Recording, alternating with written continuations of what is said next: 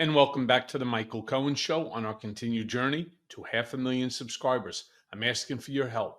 We need to get to 500,000 immediately and then to 1,000,000 because I promise you, the stupidity in DC, it's not stopping. So hit subscribe, watch, comment, and share with family and friends. That's how we'll grow the community. Now, let me be very clear about something.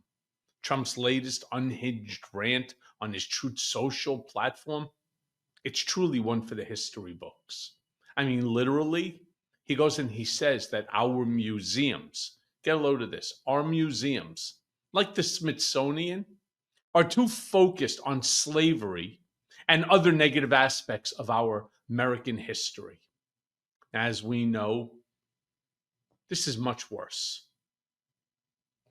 this term than Trump's first term. I want to start by showing you a clip from 2017 where Trump made positive remarks after touring the National Museum of African American History and Culture. What's changed? Play the clip. I had the privilege of visiting the National Museum of African American History and Culture right here in Washington, D.C. It's a new, beautiful Smithsonian museum that serves as a shining example of African Americans' incredible contributions to our culture, our society, and our history. It also tells of the great struggle for freedom and equality that prevailed against the sins of slavery and the injustice of discrimination.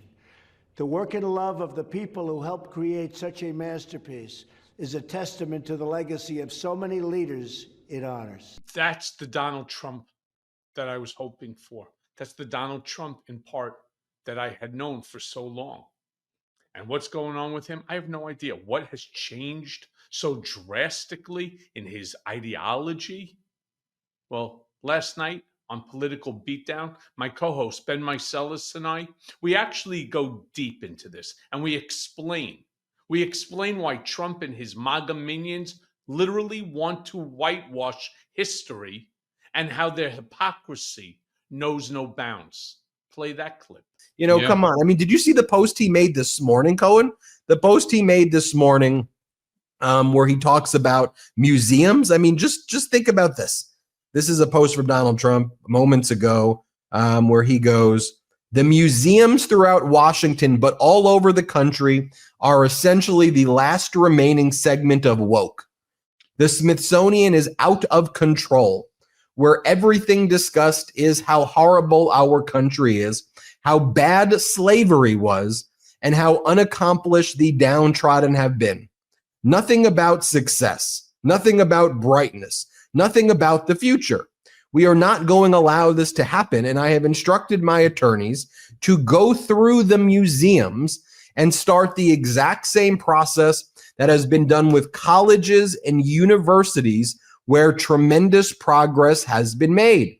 This country cannot be woke because woke is broke.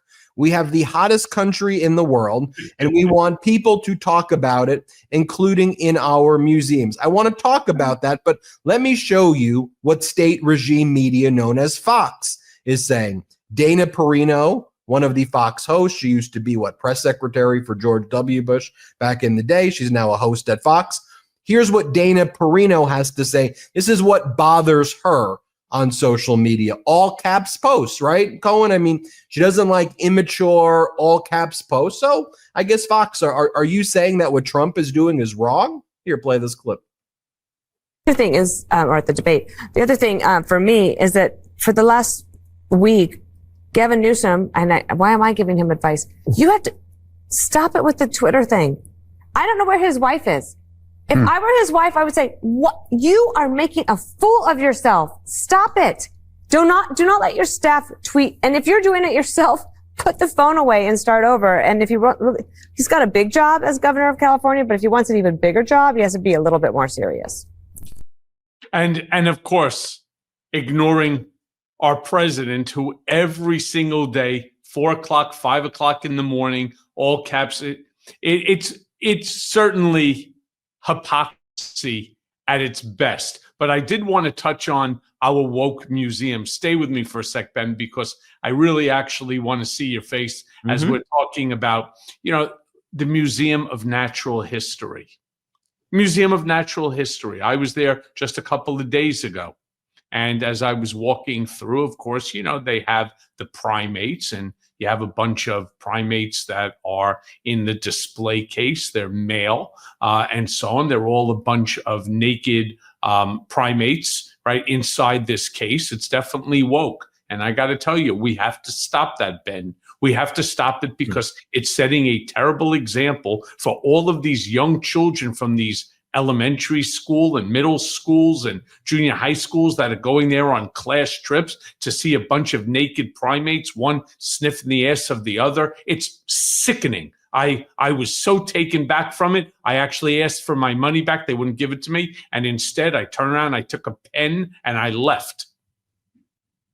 You know, when I go to the museum, when I go to the museums there, they're actually probably 80% showing what a proud history that we have, right? I mean, you know, whether you're seeing American accomplishments throughout the years at history, innovation, cultural accomplishments, scientific accomplishments, you know, all of that is there. And yes, it does talk about the bad parts of our history as well. Because it is our history. It is our history. And for the president of the United States to make a post saying that, you know, why would they cover slavery as a bad thing? They talk about how bad slavery was. Yes, slavery was bad. Yes, it was.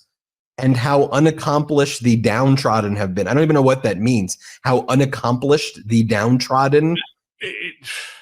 Where everything doesn't mean anything. Nothing about. I mean, and again, this is a story. This post right there, Cohen.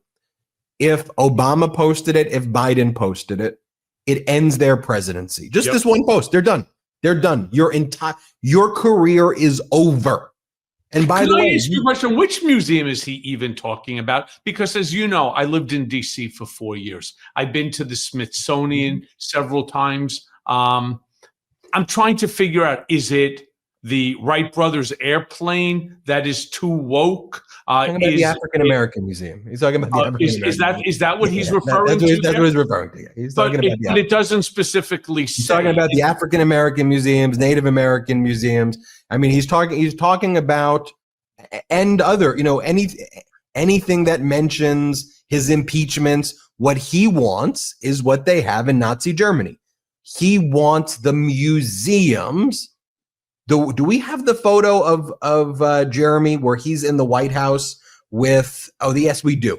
So here he is. This is what he wants. Perfect example. This is what he wants the museums to be. So he has the world leaders in the Oval Office. And this is what we saw him do it with Armenia and Azerbaijan. Here there's French President Emmanuel Macron. You've got Zelensky, and you've got the president of Finland, President Stubb of Finland. And so Donald Trump's there with a collection of hats, of MAGA hats that say Trump 2028 and Trump 4 more years for 2028. And he walks the leaders of democracies, and in some cases, last week, Azerbaijan, not a democracy, a dictatorship. He brings them over to this and goes, "Do you like my hats? Do you like my hats?" By the way, when I spoke to California Governor Gavin Newsom, he told us exclusively on the Midas Touch Network the day before Donald Trump sent the National Guard into California and Los Angeles, Newsom was trying to speak to Donald Trump about, what are you going to do? Like, what are you doing? What's the plan so we can figure this out? And he goes, all Donald Trump wanted to talk to me about were the hats. You like my hats? I sell lots of hats. They say Trump 22. You like my MAGA hats? You like my nicknames? You think the nickname Newscom is, do you think that's an interesting nickname? And Gavin Newsom's like, Ben, I'm on the phone with this guy. And it's like the most deranged conversation I ever have. Anyway, that's what he wants the museum. You know the saddest part, Ben? I'll bet you 10 to 1 that Trump was sitting at the Resolute desk and he had the phone on speakerphone, and he probably had a handful of people sitting around, you know, there in the Oval Office, And he's obviously telling him, shush, don't say a single word. And that's where he's playing it up. What do you think about the name Newsome? It's a good one, right? It's good. Maybe I should send you a hat, a Trump 2028 hat, because I have every intention of staying in power. I'm not walking away from this gig, right? That's what he was doing. They were all laughing in the background, egging him on, thinking that, they're the next coming of the American oligarchs. That's what was going on here. I've seen this shit happen before. And that's why I'm telling you, it wasn't like Trump was walking around in the Rose Garden, which is now the Concrete Garden, with his cell phone talking to Gavin Newsom, right? Turning around and saying, hey, just so you know, I have these great hats and so on. Now, he had people that I guarantee were sitting there and laughing and egging him on. And you probably had Howard Lutnick going, that's funny. You're the funniest guy, Donald. Donald, you're so funny. Tariffs. They're not going to hurt. Tariffs are tax cuts, everybody. I mean, it's the dumbest. I got to find this. There's Foreign Policy Magazine. I didn't put it in your clips, in our clips, Jeremy, but they said it so perfectly when they discussed totalitarian regimes and how they fire, smart people. Like this is across the board with totalitarian regimes. I gotta find this this quote because it's so on point. Okay, here's what it says. With Ratcliffe in charge at the CIA, we don't have it here, I'm just going to read it. With Ratcliffe in charge at the CIA, the MAGA warrior Kash Patel running the FBI, the conspiracy theorist Tulsi Gabbard overseeing national intelligence, and the Christian nationalist Pete Hegseth at the Pentagon, Trump has created the markings of a national security nightmare. And here's the best quote. Everybody just write this quote down. Totalitarianism in power invariably replaces all first-rate talents, regardless of their sympathies, with those crackpots and fools whose lack of intelligence and creativity is still the best guarantee for their loyalty. Hannah Arendt observed this decades ago, and that quote is so on point. Inherently in totalitarianism is this need why you will always pick the worst people so that they're loyal to you at the expense of we the people, because when our European allies or former European allies, based on how Trump treats them, show up and they see that, they go back and go, this nation is crazy and dangerous. And the way the world used to talk about or America's coalition would talk about de-risking from China. You have to de-risk from China. The world now is de-risking from the United States. Hey, everyone. First of all, thanks for watching. We're going to be posting daily episodes with reactions and talking about politics. We'll be talking about everything, in fact. So please like and subscribe. Join us on this journey.